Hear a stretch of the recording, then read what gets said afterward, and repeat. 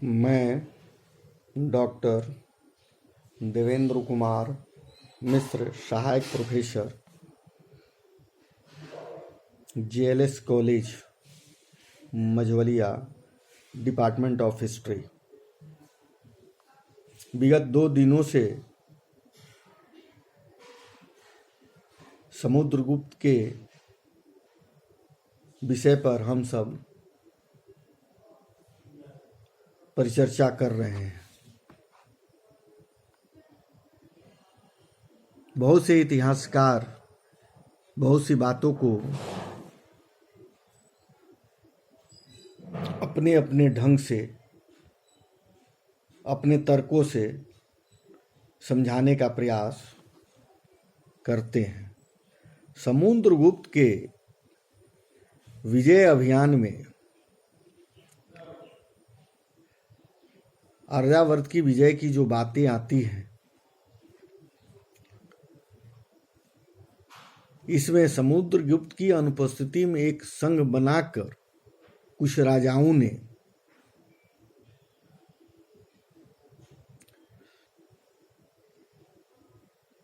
एक गुट के साथ समुद्रगुप्त को हराने का प्रयास किया।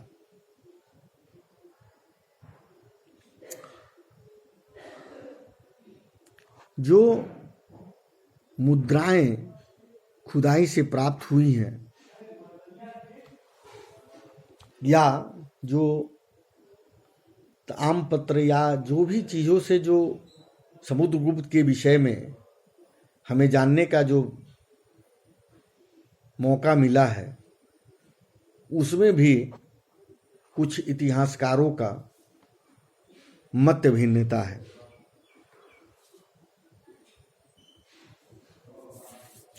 नागदत्त के विषय में जो पूर्व में हमने बताया है कि इनका शासक मथुरा के आसपास ही रहा होगा। चंद्रवर्मन का ताम्रपत्र बंगाल के बांगुरा जिले से शिशुनिया नामक स्थान से प्राप्त शिलालेख में वर्णित चंद्रवर्मन से किया गया है। इस लेख में उसे पुष्करण नामक स्थान का शासक बताया गया है। विगत हमने बहुत सारे चीज़ों के विषय में बात किया है। कुछ इतिहासकार कहते हैं कि ताम्रपत्र हर्षवर्धन के समकालीन असम शासक भास्कर वर्णन के पूर्वज से किया है।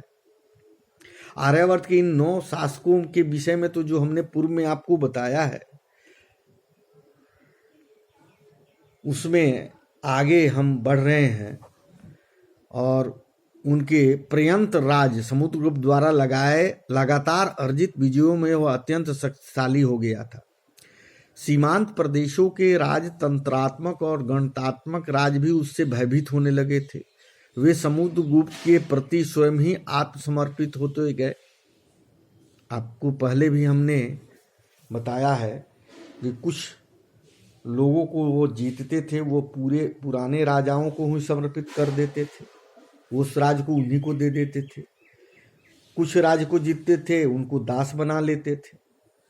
कुछ राज्यों को राजाओं की थी कि रोज उन्हें हाजिरी देनी है। इसी बीच कुर्तुपुर का ताम्रपत्र जिले के करतारपुर और कटरिया तक के भूभाग में स्थापित किया जाता है। इसकी पहचान के संदर्भ में विभिन्न प्रकार के मत व्यक्त किए जाते हैं। स्मिथ इस प्रदेश के अंतर्गत कुमायूं, गढ़वाल और कांगड़ा के प्रदेशों को सम्मिलित मानते हैं। कुछ विद्वानों के अनुसार मुल्तान और लोहनी के मध्य स्थित खरौर नामक स्थान कुतुरपुर था। समुद्रगुप्त ने उत्तर, दक्षिण तथा पूर्वी भाग में अपनी स्थिति मजबूत कर ली थी। उसके पश्चात उसने पश्चिम भारत की ओर ध्यान दिया। पश्चिम भारत में उस समय अनेक गणतात्मक जातियां अस्तित्व में थी। उसमें एक जाति थी माल्लो। सिकंदर के आक्रमण के समय यह जाति पंजाब के कुछ भागों पर शासन कर रही थी। ग्रीक इतिहासकार इसे मल्लाई जाति से संबद्ध किया है, लेकिन मल्लोई जाति का शुद्ध समवर्ती मल्ल होगा। अर्जुनायन पाणिनि के अष्टाध्यायी में इसका उल्लेख मिलता है। बृहद संहिता के अनुसार ये भारत के उत्तरी भाग में निवास करती थी। इनके सिक्के आगरा, भरतपुर, अलवर, आदि स्थानों से मिले हैं। इनका संबंध पंजाब की पंडोई जाति से भी माना गया है। इनका शासन आगरा और मथुरा के पश्चिम, दिल्ली, जयपुर, आगरा के त्रिकोण के बीच के क्षेत्र को माना गया है कि इनका शासन आगरा पर भी था, मथुरा पर भी था। मथुरा के पश्चिम दिल्ली, जयपुर, आगरा के त्रिकोण के बीच का जो क्षेत्र था उन पर इनका अधिकार था। योद्धेय पाणिनि ने इसका उल्लेख किया है। इससे आयुधजीवी संघ में बताया है कि जिसका तात्पर्य है इसका प्रमुख कार्य युद्ध करना था। इनके प्राचीनतम सिक्के दूसरी एवं पहली सदी ईसा पूर्व के हैं। मद्र देश का उल्लेखनीय उपनिषद एवं पाणिनि के अष्टाध्यायी में हुआ है। शाकल इसकी राजधानी थी, जो रावी और चिनाव के मध्य स्थित थी।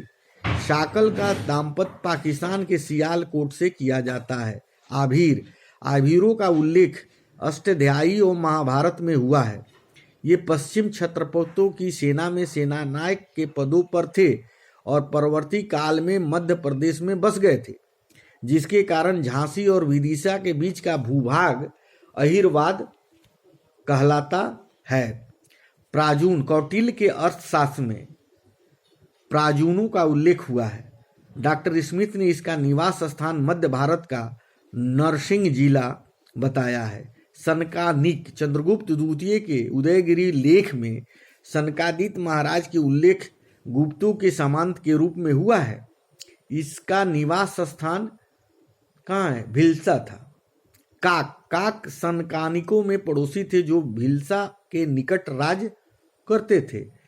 राखल दास बनर्जी ने इसकी पहचान कश्मीर की काकों से की है। खरपरीक, इसकी समुचित पहचान नहीं हो सकी है। इसकी समुचित पहचान नहीं। कई इतिहासकार इनका स्थान मध्य प्रदेश के दमोह जिलों में मानते हैं। और समुद्रगुप्त के कूटनीति संबंध स्थापित करने वाली विदेशी शक्तियों में देवपुत्री शाही, शाहानूशाही, शक, मुरुंड आदि के नाम उल्लेखनीय है। देवपुत्र शाही, शाहानूशाही कुशांग वंश के प्रतीक होते हैं, जिनका राज्य उत्तर पश्चिम में कायम था। देवपुत्र कनिष्क की उपाधि थी। विदेशी शासकों के अंतर्गत दूसरा नाम शकों का आया। गुप्तों ने मध्य तथा पश्चिम भारत में शकों का शासन था। ये क्षत्रप कहलाते थे तथा इनकी राजधानी उज्जैनी थी। कई इतिहासकार अभिलेख में वर्णित शकों को चेष्टन और रुद्रदामन का वंशज मानते हैं। शक नरेशों का एक लेख साक्षी के समीप मार्शल द्वारा खोज निकाला गया है।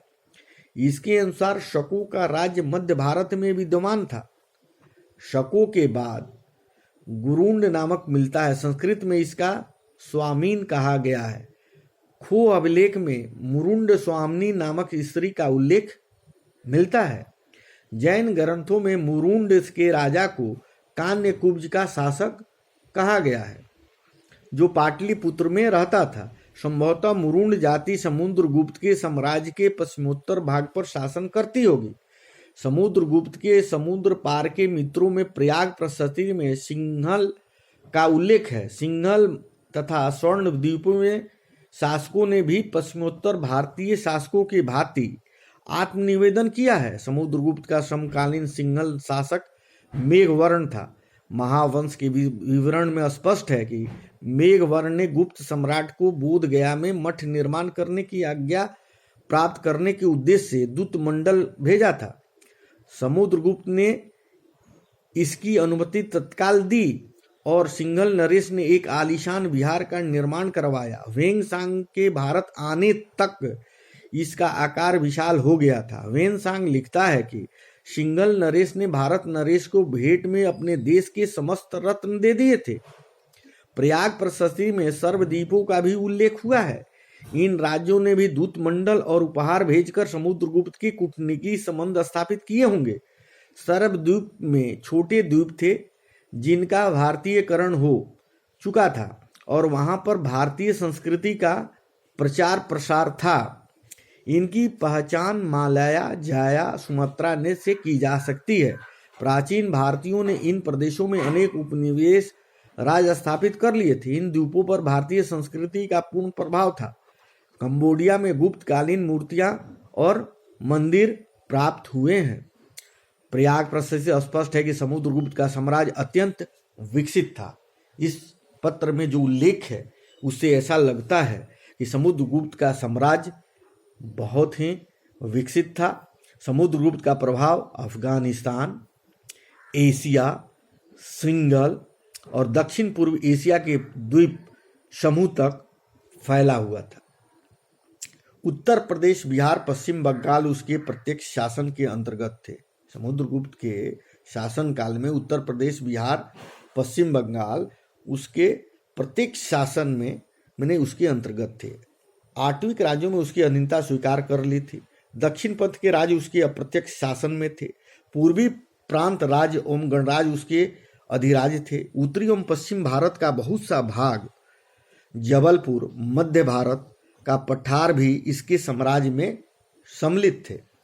समुद्रगुप्त के साम्राज्य की भूमि अत्यंत उपजाऊ थी। इनके अंतर्गत जितनी भी भूमि थी खेती लायक, वो काफी उपजाऊ थी और उसमें फसल काफी अच्छे हुआ करते थे। समुद्रगुप्त के द्वारा धारण किए जाने वाले उपाधियों में से उनके उत्कृष्ट विजेता होने की पुष्टि होती है। उसे हमेशा अपने बाहुबल और पराक्रम की सहारा रहता था। उसने पराक्रम की उपाधि धारण की। उसकी गरुड़ मुद्रा के ऊपर श्री विक्रम की उपाधि मिलती है। उनके मुद्रा में जो श्री विक्रम की उपाधि का उल्लेख भी मिलता है। समुद्रगुप्त ने अश्वमेध यज्ञ का संपादन किया। उसके सिक्के और अभिलेखों में इस बात की पुष्टि हो जाती है।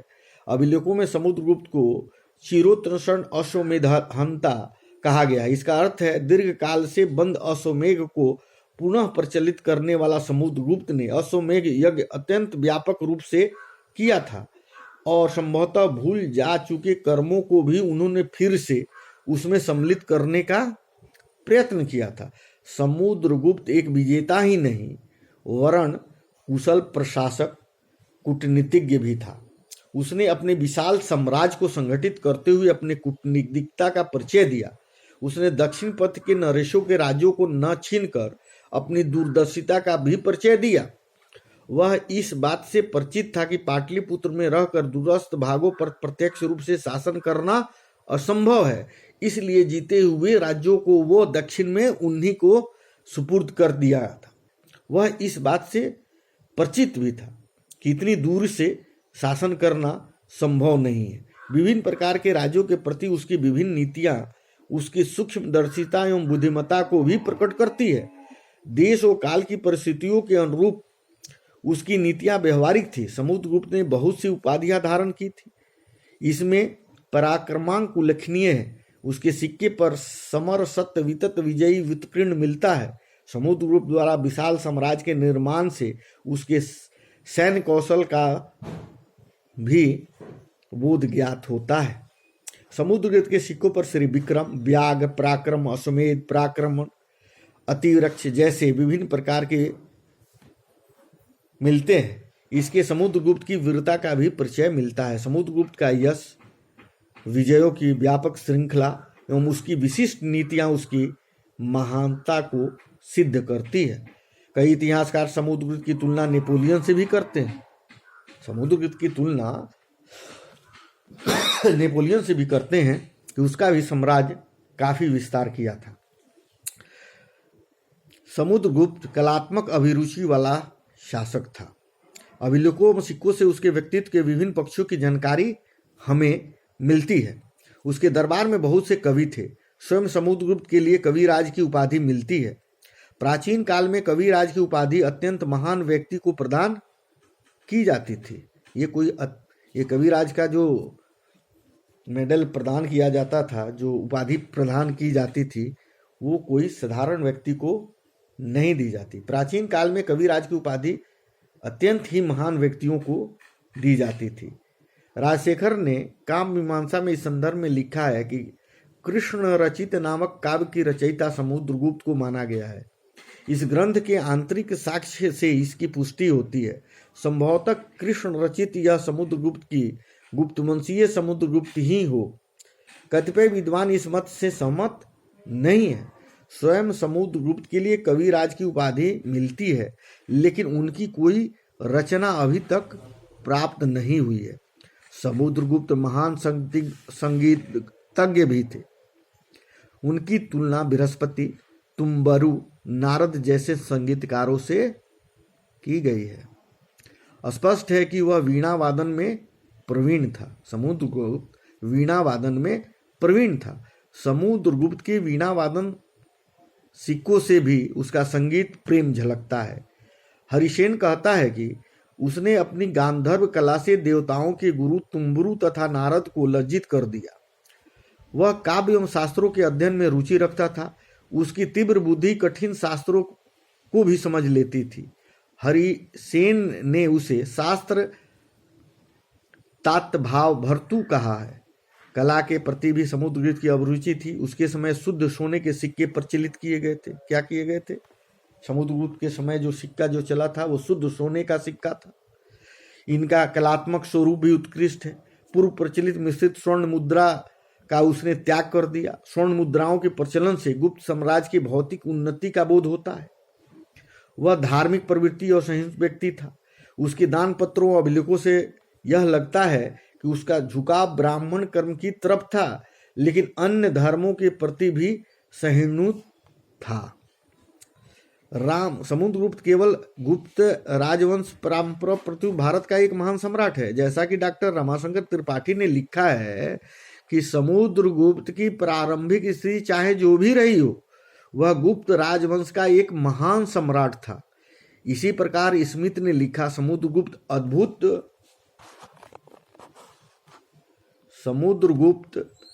एक अद्भुत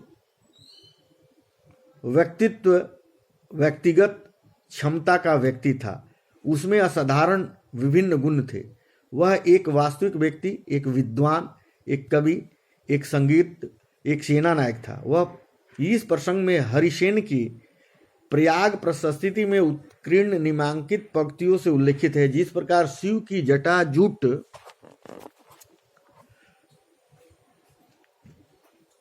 रूपी अंतर्गुहा के बंधन से उन्मुक्त होने के पश्चात गंगा का पवित्र जल तीनों ही लोगों को पवित्र करता है, ठीक उसी भांति उस सम्राट का संचित विमल यश, दान परायणता, बाहुबल, शास्त्र ज्ञान के उत्कर्ष द्वारा अनेक भागों में शांति पूर्वक ऊपर उठता हुआ तीनों लोक में पवित्र करता है।